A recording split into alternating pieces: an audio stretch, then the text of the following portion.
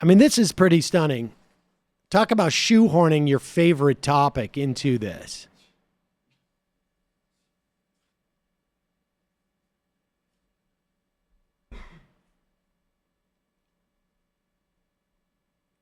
Jake Tapper wants to make sure that he's not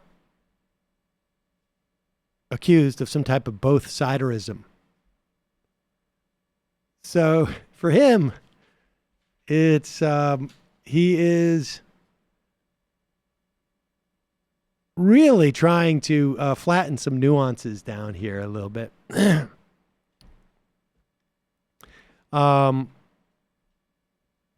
Let's just play this, and we will digest it in a moment. It's pretty sort of shocking. It just gives you a sense of where Jake Tapper is on this. And I think, for some people in the news media, there's a desperate fear of taking a position of against like some type of form of white supremacy. It just seems like you're just getting too political. And so you got to balance it out.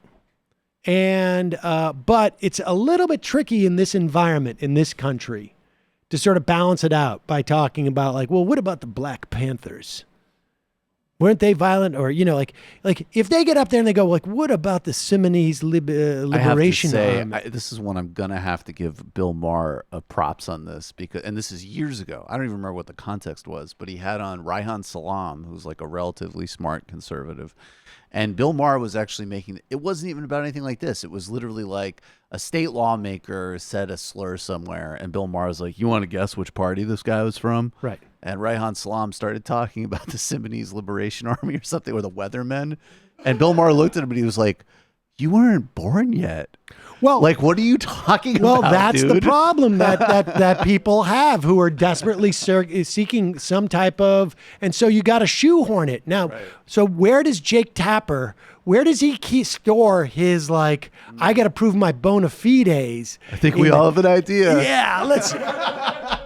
Is that, you hear conservatives all the time, rightly so in my opinion, talk about the tone set by people in the Arab world, Palestinian leaders talking about, and the way they talk about Israelis, justifying in the same way you're doing. No direct link necessarily between what the leader says and a violence against some poor Israeli girl in a pizzeria, but the idea that you're validating this hatred. Yeah. Yeah.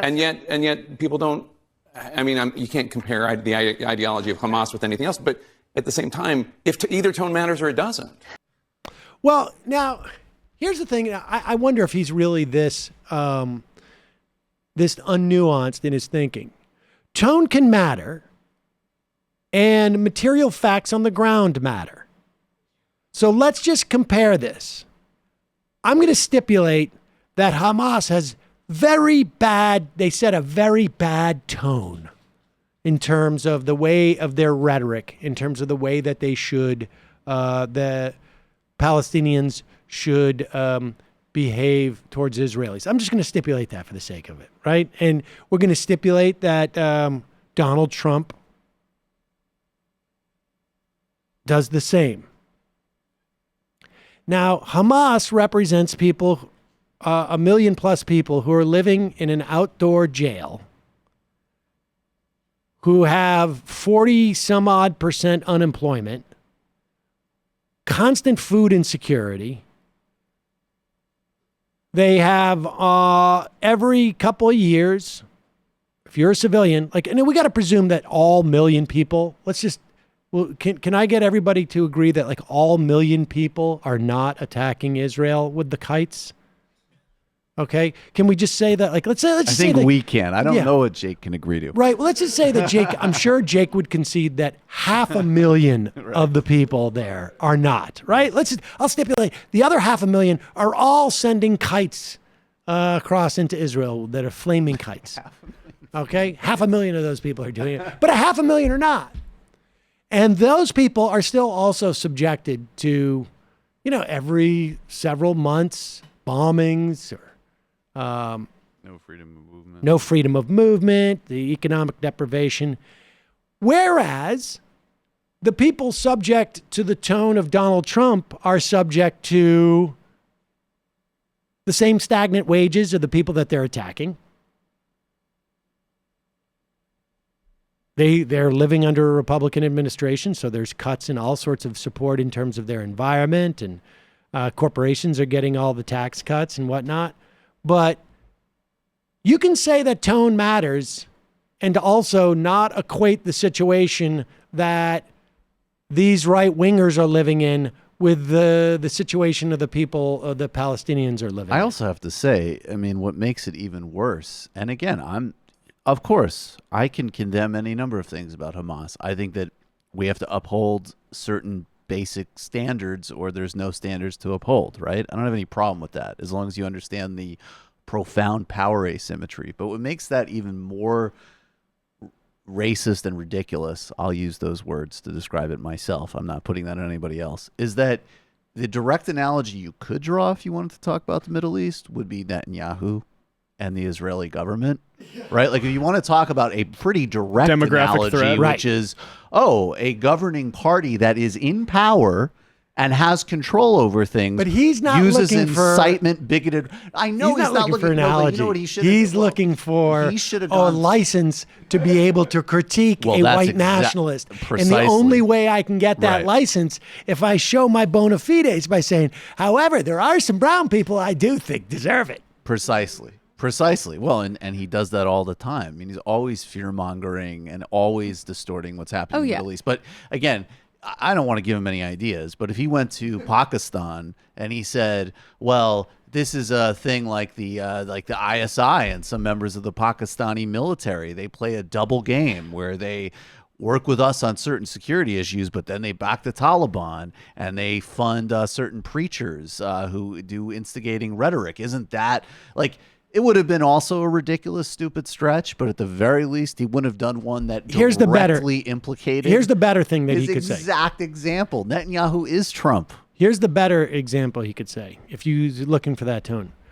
We assassinated an American citizen named Anwar al-Awlaki. Indeed. Based upon, supposedly there was operative ties, but they were never made public or proved. That's one of the beauties about being able to assassinate somebody. Makes the court case a lot simpler. But the big complaint was that he was inspiring people, radicalizing them online in video clips. I don't know if he was saying, like, it's an invasion, and then people adopted the terms, it's an invasion. But the idea was that he was saying something and they were adopting those terms in that frame. But again, maybe not as, it doesn't work quite as well. He's not doing a good job making us disbelieve the credible rumor reported by David Cleon from someone who used to work for Jake Tapper that he pushed for greater scrutiny of Ilhan Omar and Rashida Tlaib in advance of the midterms. Well, one never knows. I would not be completely surprised by that. I don't ever remember Jake Tapper being like this. He's always had a real thing for Israel identity stuff. And then also for just like having tantrums about Louis Farrakhan. And again, I'm not like, all my jokes aside, of course I'm not a fan of Louis Farrakhan. He's not a leftist. One, he's not a leftist. And two, like, I'm sorry, Louis Farrakhan has very little power in the society. I mean, that's really what all of these things come down to.